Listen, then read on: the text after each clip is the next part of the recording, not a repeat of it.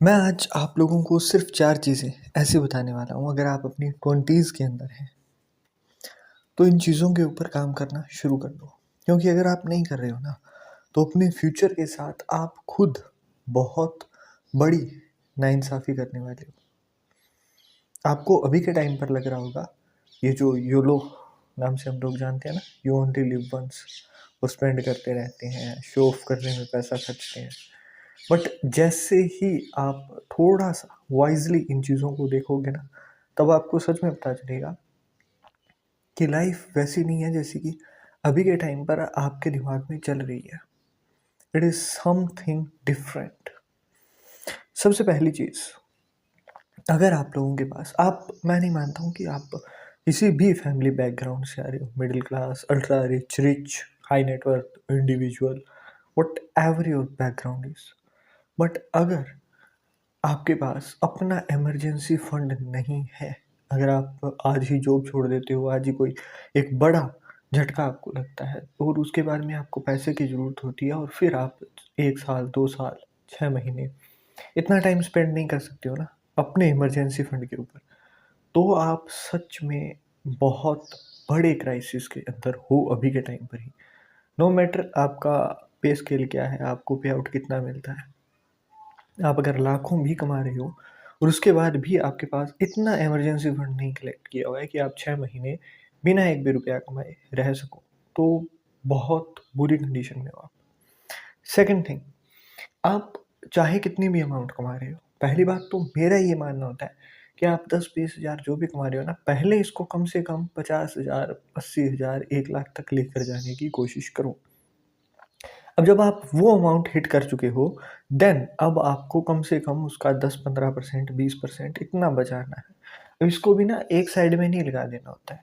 जैसे कि आपको यहाँ पर कई सारे फिन इन्फ्लुएंसर्स, वैसे तो अभी आरबीआई की तरफ से रूल्स गाइडलाइंस निकल चुकी है, तो जल्द ही आपको ये जो चटर-पटर होती है वो बंद हो जाएगी दिखनी, है ना? यूट्यूब, इंस्टाग्राम के ऊपर।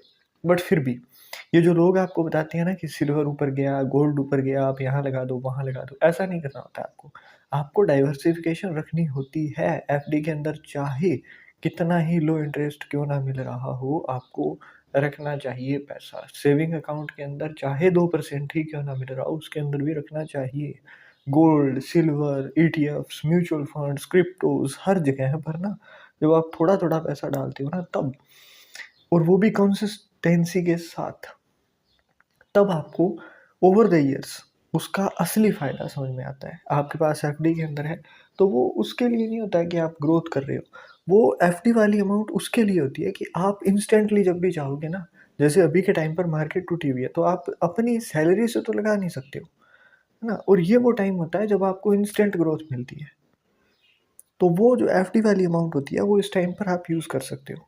आपके सेविंग अकाउंट के अंदर है, तो वो उसके लिए यूज़ कर सकते हो। आप जब आपके पास अगर कम से कम 2 अकाउंट है, जिसके अंदर एक में आप आना-जाना देखते हो अपने अकाउंट से, दूसरे के अंदर आप फंड कलेक्ट करते हो। जैसे कि आपका एक गोल है कि मैं हर 2-3 महीने के अंदर 1 लाख कलेक्ट करूँगा और उसकी एक एफडी करवा दूँगा। फिर एक 1 लाख और कलेक्ट करूँगा, उसकी एफडी करवा दूँगा। तो वो जो एफडीज़ आप कलेक्ट करते हो ना, वो जब ऐसा कोई क्राइसिस आता है, जब ऐसी कोई सिचुएशन आती है, जैसे कि पहले कोविड का टाइम आया था, अभी ये आया है, तो ये हर एक डिकेड के अंदर 8 से 9 साल के अंदर आएगा। तो जब भी ऐसा मोमेंट आए ना, तब आप अपनी एफडीज़ को फटाफट से तोड़ो, क्योंकि वो ब्याज के लिए रखी नहीं है आपने, वो इसी मोमेंट के लिए रखी होती है। जब भी ऐसा कुछ दिखाई दे, तब आप वहाँ पर उस टाइम के अंदर खेल सको, है ना? तो ये थोड़ा-सा ना अपना माइंड इस साइड में शिफ्ट करना सीखो। एंड एक चीज़ हमेशा याद रखना कि जो लोग आपको कहते हैं ना कि यार इसने लॉस कर लिया, ये गैम्बलिंग कर रहा था, ये वो कर रहा था। एक चीज़ हमेशा याद रखना, जब किसी बर्तन में कुछ होगा तभी वो वेस्ट होगा।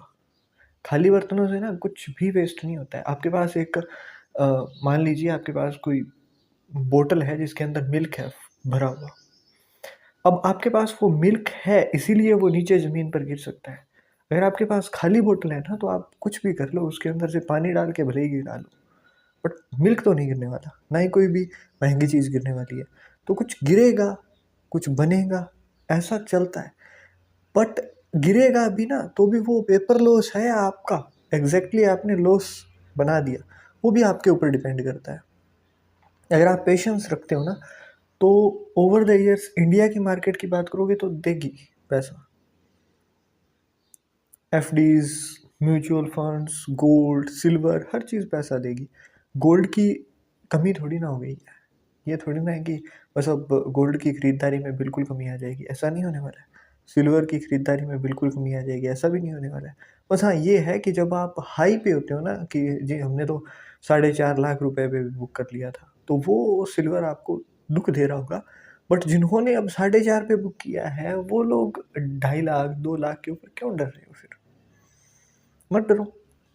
सेम चीज़ मैं यहाँ पर सब लोगों को कहना चाहूँगा कि थोड़ा सा ना इमरजेंसी फंड होना बहुत फ़ायदा देता है। थर्ड थिंग, एक इनकम सोर्स अगर आपका है ना, सिर्फ एक ही जगह से जॉब से आ रहा है पैसा और बस उतना ही आ रहा है, तो बहुत बुरी कंडीशन है आप लोगों की। कम से कम बीइंग अ सक्सेसफुल पर्सन, या फिर आपको फाइनेंशियली फ्रीडम चाहिए, फाइनेंशियल फ्रीडम आपको चाहिए, तो उसके लिए ना कम से कम आपके पास 3 से 4 इनकम के सोर्स, 5 हों और 7 हों तो बहुत अच्छा है ना? कम से कम 3 से 4 तो होने चाहिए, ताकि आपको एक टाइम पर सैलरी से नहीं आ रही हो तो रेंट से आ जाए, रेंट से नहीं आ रही है तो इंटरेस्ट से आ जाए, इंटरेस्ट से नहीं आ रही है डिविडेंड से आ जाए, डिविडेंड से नहीं आ रही है तो आपको कुछ ना कुछ ऐसा आता हो जहाँ से आप पैसा निकाल ही लो, है ना? जब तक आप पैसे के मामले में इस तरीके से नहीं हो ना कि मनी लव्स वाटर वाली जो सीन है, वो आपने जब तक नहीं समझी है, स्पेंड करो, नो प्रॉब्लम। बट जब तक आप ये चीज़ नहीं जानते हो ना कि पैसा निकालना कैसे है, पैसा आप निकालोगे कैसे हर जगह से, तब तक भाई मेरे या फिर बहन मेरी, आप कितनी भी कोशिश कर लो, आप उस स्टैंडर्ड को टच नहीं कर पाओगे जो भी आपने सोचा है। आप लोगों को ना बस एक चीज़ हमेशा दिमाग में रखनी चाहिए कि जो भी स्टैंडर्ड आप सोचते हो, जो भी जहाँ भी आपको रहना है, जैसे भी आपको रहना है, वो हर चीज़ आप अफ़ोर्ड कर सकते हो। कुछ भी करना चाहो आप कर सकते हो। बट हो तभी पाएगा जब आप ईज़िली कर पाओ उस चीज़ को, और वो तब होगा जब आप अलग-अलग तरीके से उस चीज़ को अप्रोच करने के अंदर काबिल हो, है ना? जब आपके पास 3-4 इनकम के सोर्सेज़ हों, तभी आप स्पेंड करते हुए उस लायक हो पाते हो कि हाँ जी, अब मुझे नहीं सोचना। अब मुझे ये नहीं है कि मुझे क्रेडिट कार्ड की पेमेंट से ही घर चलाना है, वो नहीं होगा। Fourth, last but not the least, show off के चक्कर चक्कर के अंदर ना पड़ के कभी भी स्पेंड मत किया करो पैसा। आपको कुछ भी लग्ज़रियस चीज़ चाहिए, है ना? तो वहाँ पर इसका मोटिव ये नहीं होना चाहिए कि मैं पोस्ट डालूँगा, ना। मुझे अच्छा लगता है इसलिए मैं खरीदूँगा, मुझे अच्छा लगता है इसलिए मैं परचेज़ करूँगा। इट डज़न्ट मीन कि मुझे किसी को दिखाना है। हाँ, मुझे अगर अच्छा लगता है, मेरा शौक है, तो मैं परचेज़ करूँगा। बट उसकी भी ना एक अमाउंट फ़िक्स होनी चाहिए। जैसे कि मुझे कोई बैग पसंद आ गया, जिसकी जो एमआरपी है वो 10,000 है, डिस्काउंट वगैरह कर के भी अगर मुझे वो 8, साढ़े 8,000, 9,000 में पड़ रहा है, तो मुझे उसको खरीदना है ना, जब मुझे शौक पूरा करना है, तो कम से कम जब मैं 8,000 वहाँ पर स्पेंड कर रहा हूँ ना, तो मेरे पास कम 80,000 उस स्पेसिफ़िक चीज़ के लिए पहले से होने चाहिए। जब मैं उन उन एक अपने शौक को पूरा करने की ताकत रखता हूँ, उस टाइम पर मैं वैसा ही 10 बार उस चीज़ को कर सकूँ। उतना फंड मेरे पास होना चाहिए। अब इसका फ़ायदा क्या होता है ना, कुछ लोग आपको अलग-अलग राय देंगे, बट मेरी राय सीधी-सी होती है। इंडेक्स फंड 10% तो दे ही देगा हर साल का। तो जब मैं एक चीज़ को खरीदने जा रहा हूँ, उसके टाइम पर मेरे पास उसका 10 गुना अमाउंट है ना, तो मैं अपना शौक भी पूरा कर लूँगा, मेरा पैसा मेरी जेब से भी नहीं जाने वाला।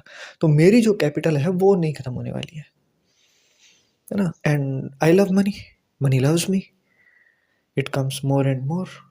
तो बस वही सीन होता है मेरा कि जब आपके पास 10x उस चीज़ की अमाउंट होती है ना, तो वो अपने आप पूरा हो जाएगा। आपको ये नहीं है कि मैंने इतना खर्च कर दिया, अब कहाँ से आएगा? वो आ जाएगा। और वो जब निश्चिंत हो जाते हो ना, तब आप और ज़्यादा अच्छे से काम कर पा रहे हो। ये नहीं कि आपने किसी शौक को पूरा करना है, आपको रोलेक्स पसंद आ गई, आपने खरीदी और उसके बाद में बैंक अकाउंट खाली।